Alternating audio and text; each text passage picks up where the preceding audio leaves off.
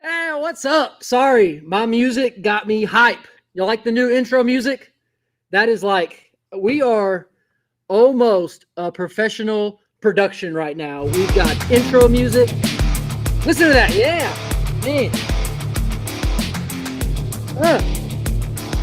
This makes me want to just talk forever and then jump in my car and race and watch some Street Outlaws and all kinds of stuff. Anyways, all right. We're back. It's 8:30-ish, 8:37 tonight. Look, I'm going to tell you, as long as we're within 10 minutes of starting, I think we're doing pretty damn well. So, again, it's Tuesday night. That's right. I've got the Rona here, the beverage of choice, right, for tonight. Just because, I don't know, that's the big talk this day and age, so why not drink it? Got a good show tonight. We have a special guest. Y'all know him as Scott Taylor. I know him as Scooter. Everybody that is his friend knows him as Scooter.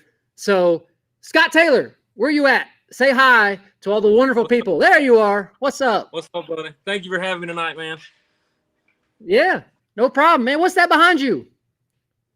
Got a little bit of everything. Got track dough, and got one of my first Camaros I ever had is an old bracket car.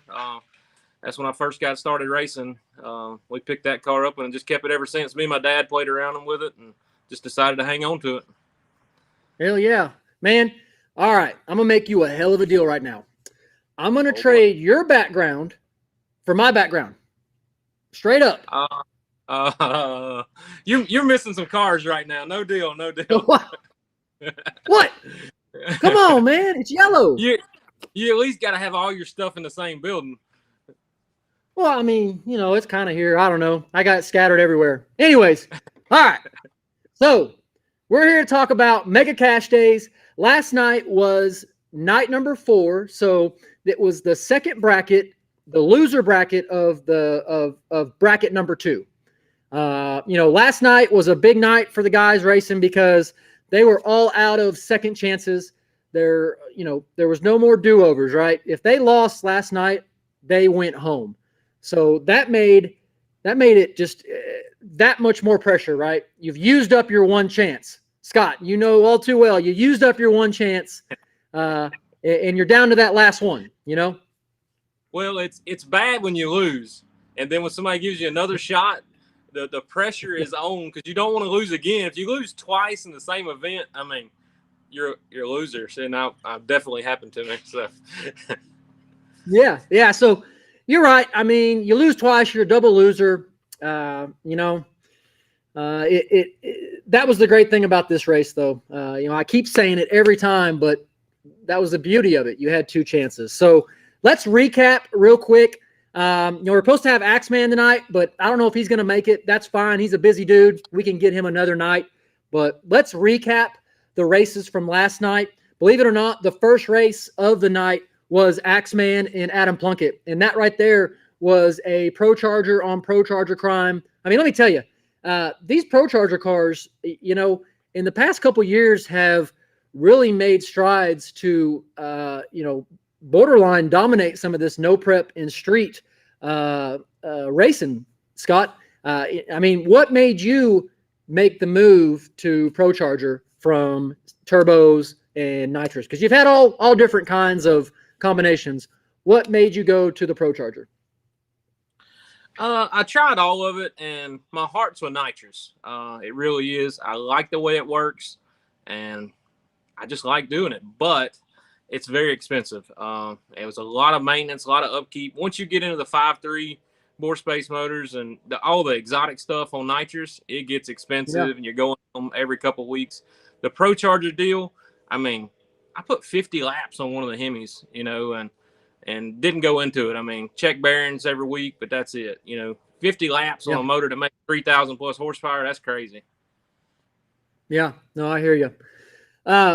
Let's go ahead and cue up Axeman's first race against Adam Plunkett. We'll go ahead and show it real quick, and then we'll talk about it. All right. So Larry Roach got redemption on Adam Plunkett. For those that watched Fastest in America, Adam Plunkett beat Larry Roach in that car. And as he said, that was his first loss. So I know this win was big for Larry. I mean, I got to give it to him. That man's driving. I mean, Scott, you saw he was in the shoulder almost driving that thing, refusing to get out of it. And that's what it takes to win. You know, if he'd have got all the way out of that thing, Adam Plunkett would have went around him. So, Scott, you've been there too. You know what I mean? Absolutely. You pick on me all the time about using that shoulder, but you got to do what you got to do. Larry is one heck of a driver. But I tell you what, props to Adam Plunkett, man. He is one of my personal favorites. I know that two cars race, and it doesn't matter if you have a full-blown Pro Mod or if you have a back half car, but it still matters to me. Adam Plunkett is doing more with less. I mean, he's an awesome dude, and he's doing a lot. I mean, it's crazy how well he does with a back half car. Yeah. For sure, man. No, Adam Plunkett's a great dude. You know, nothing but respect for those guys. He does a great job. I've raced him several times, been on the winning side, been on the losing side, and I never feel bad about losing to Adam Plunkett. He's a great dude, great racer for sure. So not at all. And not to take anything away from Axe's win. He won fair and square, and he drove the wheels off of it.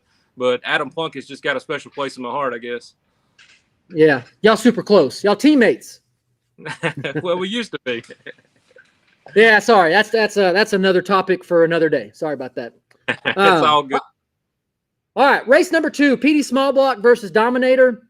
You know, Petey Smallblock made a hell of a pass, dude. I love watching Petey Smallblock race. Like I said in some of the previous podcasts, I feel like I grew up watching that guy street race. He got kind of mad at me because I said I was like 10 years old watching him. Okay, maybe I wasn't 10.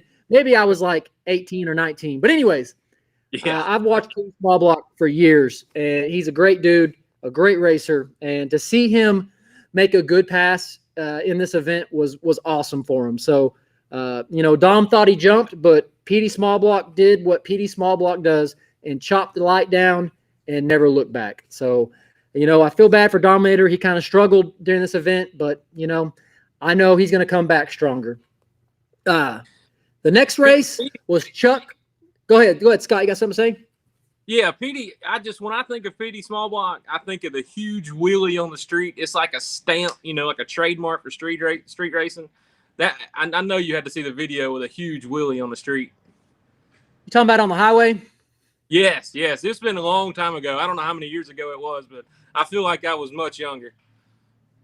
Yeah, I think that was that was the .net boys. That was his camp that did it. They've been doing this for a long time. But the next race, Chuck and Randy Thorne. Randy Thorne's from my backyard here. He's from Dallas, Texas. Texas guy. But Randy did what he had to do. He treated Chuck, but Chuck just let that turbo power go, and Randy had nothing for him. Randy is a track racer, but he does do some events on the street, but he didn't have enough power. Then next up, Scott, you raced Brian Davis. You know what? Let's go ahead and tag that video up of you and Brian Davis racing, if we can, and make the we'll look at the video and then make comments. So, Scott, I know you struggled. You just came off a loss previous, right? So, yeah. How did this pass feel? I mean, you look like you made a great pass, dude. I mean, you even said it. Now it's running like it's supposed to. Like, what'd you change? What'd you do?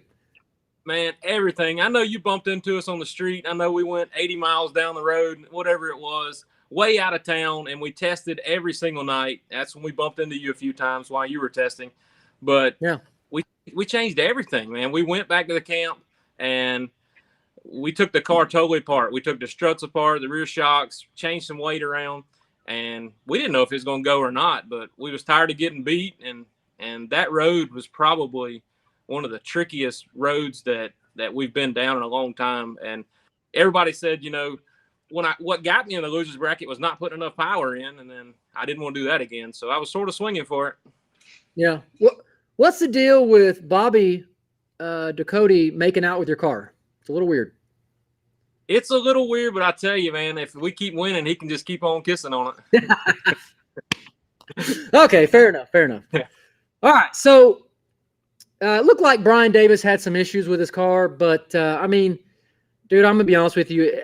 I don't think he had enough based on that pass you did. I mean, nothing but love for Brian Davis, but when your car runs and is running good and makes the trip, it's hard to beat. So, great job on that.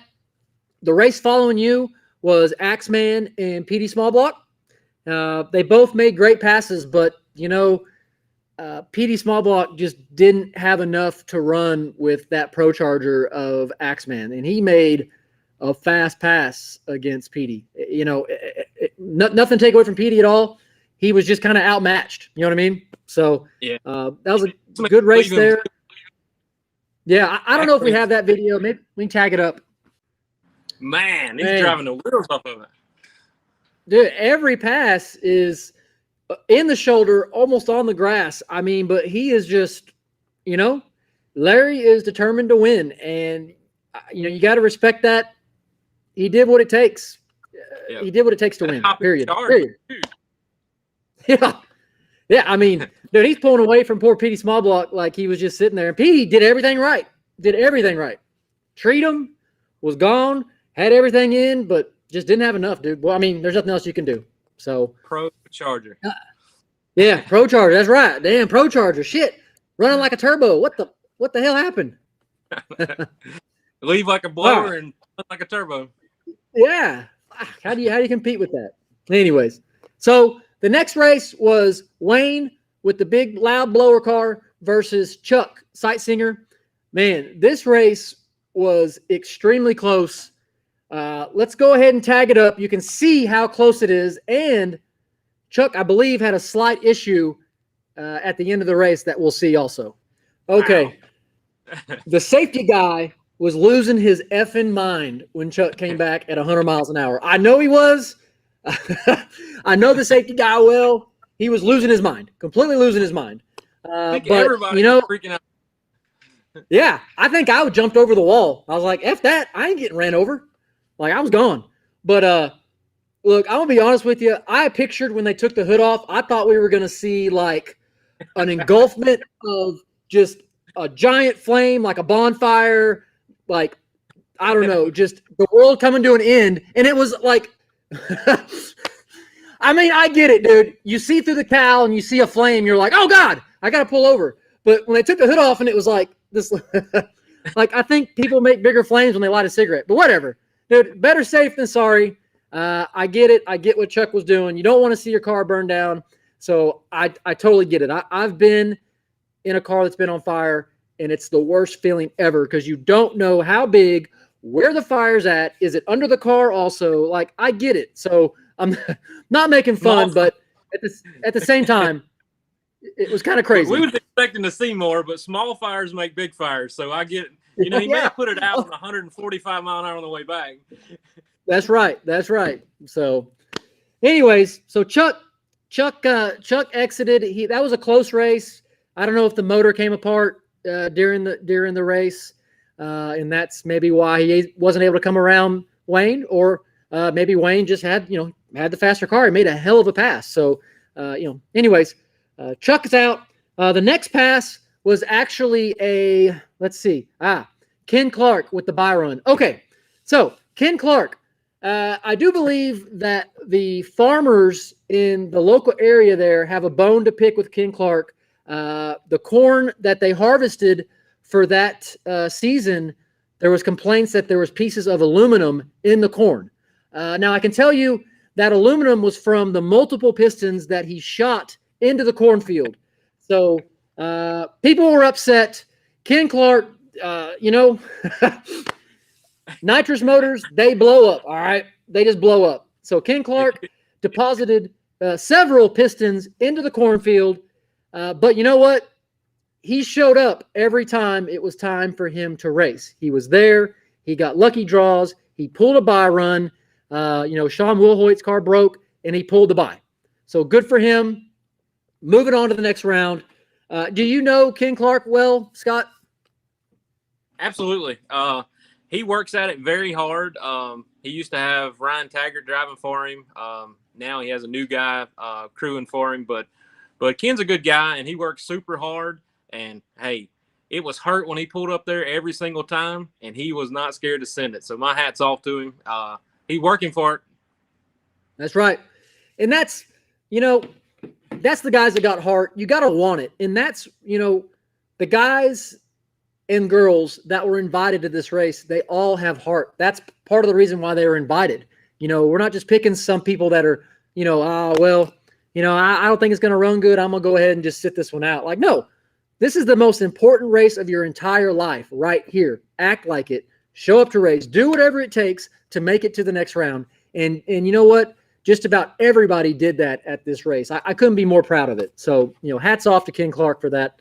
The next race was Scott Taylor versus Sam Harvey. And, you know, Scott, one thing I noticed, everybody had a comment whenever you would go to, when they're like, oh, who'd you draw? Oh, we drew Scott Taylor. Oh, well, you know, did you see the race with JJ? I mean, well, Scott Taylor's slow. Like, everybody said that whenever they drew you. Like, you know, like they didn't understand that you just didn't put enough in it. Like, it wasn't that you didn't make enough power.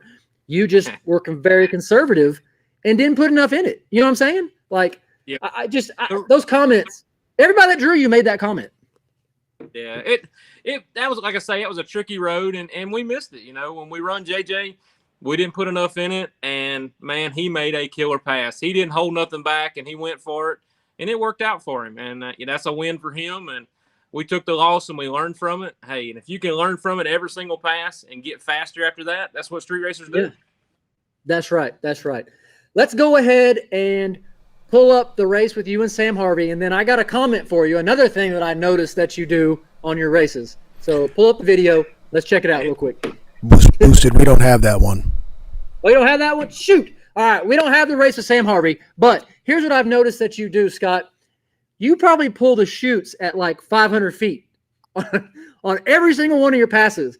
Like, I feel like Sam Harvey was pulling up next to you because you already had the shootout. Like, I think that was closer than it should have been. But is there any particular reason that you do that? Because the road we raced on was probably, I don't know, like 4 miles long. So I'm wondering why you pulled the chute so early. Well, typically when I go through the finish line, if it's a close race, I'm going to call it, I have holy moly wheel speed, and it's loose. So have you ever seen a car get loose or sideways when the chute's out? No, I haven't, but I have crashed a car because I didn't pull the chute on the top end.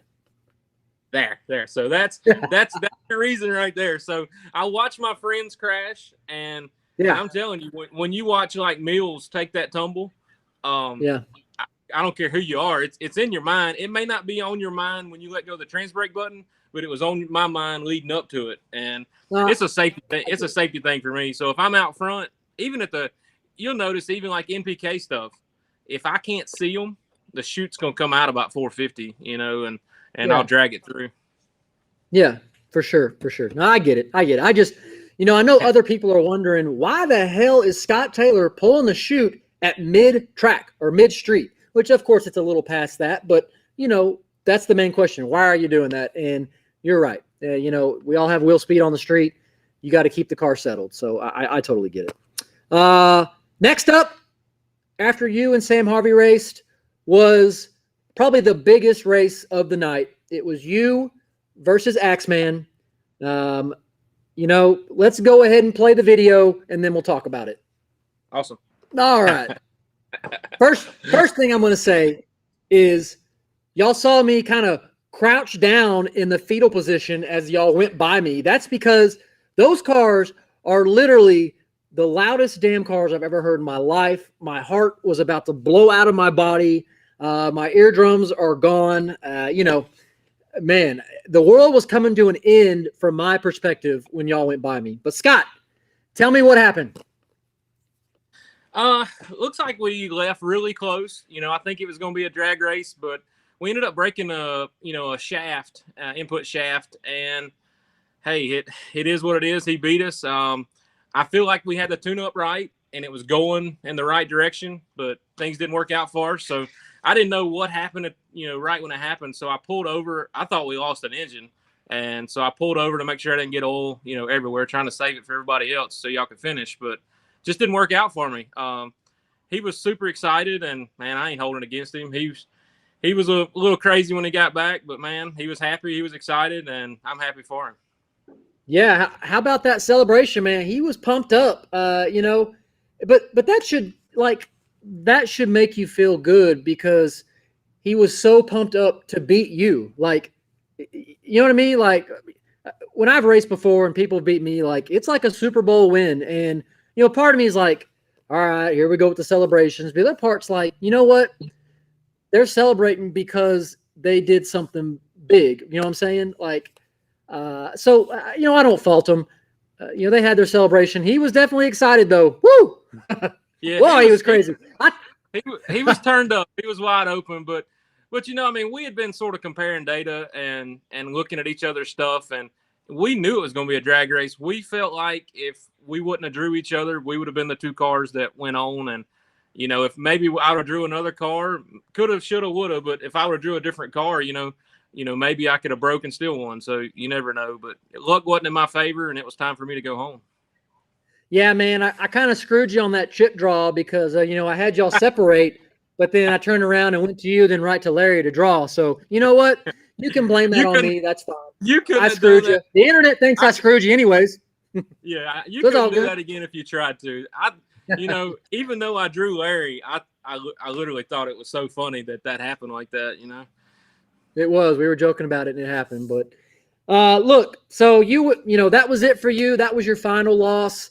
Not the way you wanted to go down. I think had your car not broke, that would have been the closest, the fastest race of that entire bracket. At least the closest and the fastest of that entire bracket. But, shoulda, woulda, coulda. Parts break. That's why they call it drag racing. That's right. Who knows? It would have been a drag race. He may have still won. Never know. He won it, so that's what it is. That's right. That's right. So the race after that was Ken Clark versus Wayne with the big loud blower car. And look, both those cars left together. Ken Clark's car was hurt. Like I said earlier, he's probably thrown so many pistons in the field. He's probably out of pistons, and he only had 7, so he couldn't replace any more. He had 7 in the motor. But you know what? He showed up. He made a race. He made a pass. Wayne's car broke. I think they either threw a rod out of the motor or something. But you know what? That right there is why you hustle and at least make it to the line. Because if you don't even make it to the line, you've lost already. So you know what? It paid off for Ken Clark. He's going on to the next bracket. Him and Axeman moving on. He was able to beat Wayne. Nothing but props for both those guys. They went through a super bracket full of fast guys. So, hats off to them. And that did it for bracket number 2. Next week is going to be the start of bracket number 3. As always, we're going to move the road. So it's going to be a fresh piece of concrete. Scott, what do you think about this style of racing, the double elimination, the moving the road up every time a new bracket comes on board? Like, tell me your thoughts on that, man. Well, I was watching Ryan, y'all's show last week, and what he was saying, I sort of had those same feelings. When you said it was double elimination, I'm like, man, street racing, when you lose, you're supposed to go home. So, I had that stuck in my mind, and I'll try anything. So here we are trying it. And when I lost, I'm like, man, I think this is the greatest thing ever. I get another shot at it. So obviously, if you lose, you like it. If you win, but if you lose, you like it. But then stuck in the back of my head, I'm in a loser's bracket. I shouldn't even be here. And that was probably the hardest thing for me to work through was coming back and racing, even though I should have already been home. And it gets in your head and you have to work through it. Yeah, for sure, man. Your comments are kind of the same that everybody else says. It's new. Some people look at it as buybacks. You know what, Scott? You're a bracket racer at heart, so you should have felt right at home here because you basically had a buyback. No doubt. It's new to this style racing, and I think I liked it. It was different, so that's the part that made me like it. Anything that you can change or be innovative, I'm all for it. And you've done good changing up some stuff and making it work for everybody. So I appreciate you having me at that race, and you've done a hell of a job putting that race on. I don't care what anybody says, man. You can bang the light for me any day of the week. You've done awesome. I appreciate it, man. Some of the racers and people on the internet are very upset with me because I don't light the light the same every single time. I don't turn it on at the same time every single time. So, you know, I'm going to tell you right now, street racing is not robotic. The light is not going to come on at the same time. If you're looking for something like that, you need to go to the track on a 400 Pro Tree, and the light will come on just about the same time every time. So, you know, that's why I mixed it up and flag the way I flag, because it is the street. You know, with that being said, Scott, what's going on with you in No Prep? What's your plans with No Prep Kings? Are you going to race in it? Any other No Preps you're going to go to? Like, let's hear what you're thinking there. Absolutely. We got big plans for this year. We've got track dough 100% ready. We went through it over the winter and got everything ready. But we're starting off February 12th and 13th at Gulfport Dragway. We've got some huge names coming out. It's $26,000 to win a big tire, $26,000 to win a small tire. It's $1,000 entry, and then I stuck $10,000 on top in both classes. But the guys are coming; they're paying $1,000 a race, so you know how serious that racing is going to be. NPK, man, we're building a new car, so we are coming wide open. We're going all in, and hopefully it works out. But we've been right there. We finished top 3, but we want to get Pro Charger in the number 1 spot, and we're going to do what it takes to get there. But NPK is on our list of things to do for this year. Nice. Yeah. Speaking about No Prep, I mean, there is so many, you know, No Prep races that happen throughout the course of the year. And, you know, I've found that there's a couple websites that help you keep track of where the races are at. One of them in particular is noprep.com. Scott, I don't know if you've seen it, but they have basically the schedule, they have news, racer profiles, stuff like that, you know, so the fans can actually log on to noprep.com and see where some of their favorite drivers could potentially be. Then, you know, we come to your area and you just may not know it. So by all means, you know, check out noprep.com. They've got the schedule, they've got shirts, hoodies. I mean, they've got all kinds of stuff for the No Prep enthusiasts. So by all means, check that out and check the schedule and see if we're coming anywhere near you. Noprep.com. Scott, have you been on that website? I've checked it out before. Have you been on there? Absolutely. If you follow, you know, any of the Street Outlaw guys or you like No Prep racing, you need to follow on noprep.com, because I'm telling you, even I take a look at it, I would say daily probably, just to see what's going on and make sure there's not some money we can go win somewhere. Right. For sure, man. For sure. Yeah. Man, look, Scott, I think that's about all I have for you, dude. A hell of a job. Thank you so much for participating in the race.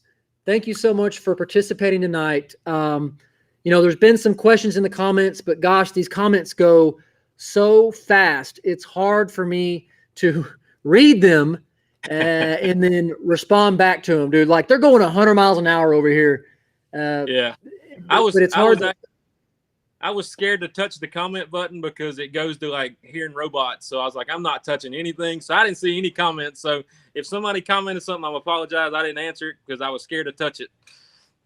Yeah. So there's a couple questions here. Scott Taylor, what type of new car are you building? We're going to keep that on the DL at the moment, but I will say who's building it. Wally Stroop is building a car for me, and he's built a couple No Prep cars. He actually, I believe he built Cody Baker's. There's several others, but he worked with me, and he's doing things, you know, sort of the way he does it and sort of the way I wanted it. And so he was the guy that's going to work with us, and we're excited about that. And his car's supposed to be done the end of March. Yeah. Nice. End of March. So I do know that No Prep Kings is still a go. There is some shift in the schedule, but, you know, you need to get it ready, because I do know No Prep Kings is a priority for Pilgrim Studio, is a priority for Discovery. They're going to do it. They want to do it. I know this whole COVID thing has really put a dampener on it, but for the fans out there that have bought the No Prep Kings tickets, you're going to get to use them. You're going to get to come see, you know, your favorite drivers. So, Scott, end of March is cutting it really close. Can you get it together before No Prep King starts?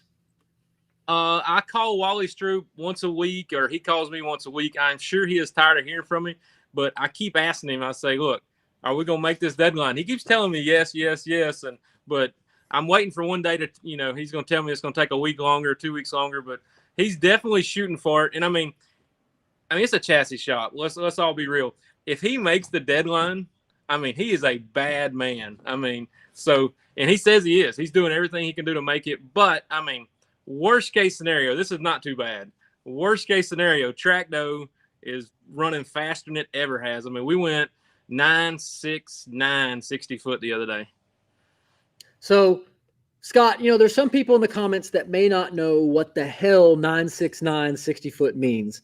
So for those that don't know, it took Scott less than a second to go 60 feet from a dead stop to 60 feet in his vehicle. I'm going to tell you right now, this pile of junk behind me here might go like a 1:16 on a good day. So 1.1 seconds is how long it takes this pile of junk. Scott Taylor's going a 9.69, sub 1 second. I don't care who you are. If you're going a sub 1 second, 60 foot, you are doing something. So great job, Scott. There's been some comments here talking about the Stockholm Open. Have you ever seen that? You ever seen those crazy bastards? No, I haven't seen it. Really? Do these guys stop in just the middle of the highway, drive their cars around like 80 miles, and then just light it off right there on the blacktop highway? And some of these cars are fast, dude. Anyways, I would love to one day go to that, but I'm kind of getting off topic now. But the Stockholm Open's awesome. Get on YouTube and check it out. Absolutely. They're fast. And I hope that maybe Pilgrim one day can figure out how to do USA versus Stockholm, USA versus the world. We get the fastest 10 in America, and we put those cars on a boat. We wait a month until they get there, and then we just get them out, and we just start racing. We race in Sweden, Germany, the Autobahn, Russia. Well, maybe not Russia, but you know what? We race the world. That's the next step. That is what comes after Mega Cash Days. It's got to be. There's no other thing to top it. That's got to be it, right? You're setting the bar high. I mean, it's going to be tough to outdo this. And then from there, by then, hopefully we found a whole nother world with people on it, and we go race them somehow and just totally whip their ass, and it's just going to be great. You know what? I hope Pilgrim's listening. I'm full of great ideas. But anyways, all right, Scott, anything else you want to say, dude? Do you have a website? Do you have a Facebook page? Do you have, I know you're ProCharged equipped. You got a ProCharger on your car. We've gave a big shout out to ProCharger this whole show, but anything else you want to say? Yeah, JohnDoeRacing.com for all apparel, stuff like that. I'd like to say thank you to Keith Superstores, Iski Racing, and ProCharger, and Boot Country here in my local town, Hattiesburg, Mississippi. But also Triangle Speed, man. They have brought my program so far. It is amazing. The guys, they stick with me 24/7, and I appreciate what they do for me. Craig Pashar and Daniel Pashar, they're a huge part of our team, and we wouldn't be where we're at without them. For sure. Yeah.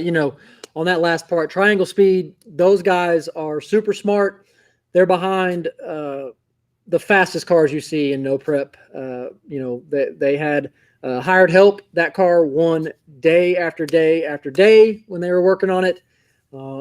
Their work speaks for itself. So I'm glad to see you tagged up with those guys. There's been some. Go ahead. They've helped a ton, and also the day that we finally figured the 60-foot out, I want to give a shout out to somebody that helped us on some shock settings and stuff. But I'm gonna mess his last name up, but I'm just gonna call him Adam, and it's Does Your Eye Itch, something like that. But I apologize, I slaughtered his last name. But he helped us a lot on figuring some shock settings out to get the car to run like it's supposed to.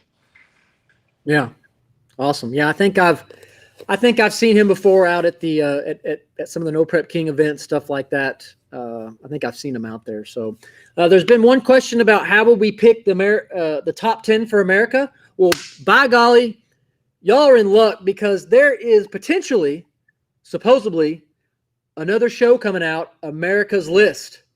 So there you go. It's not out yet. It's coming. You're going to find out who's the top. So by all means, Discovery is got more stuff for you to watch, more ideas, more different twists. You know, we're going to keep this going as long as we can. So, Scott, that's it, buddy. That's all I got. If you ain't got nothing for me, we're going to go ahead and sign off, brother. Man, appreciate you having us, and good luck with the rest of the event. We'll be watching. Thanks, Scott. See you, bro. Hey, Take it man. easy, y'all.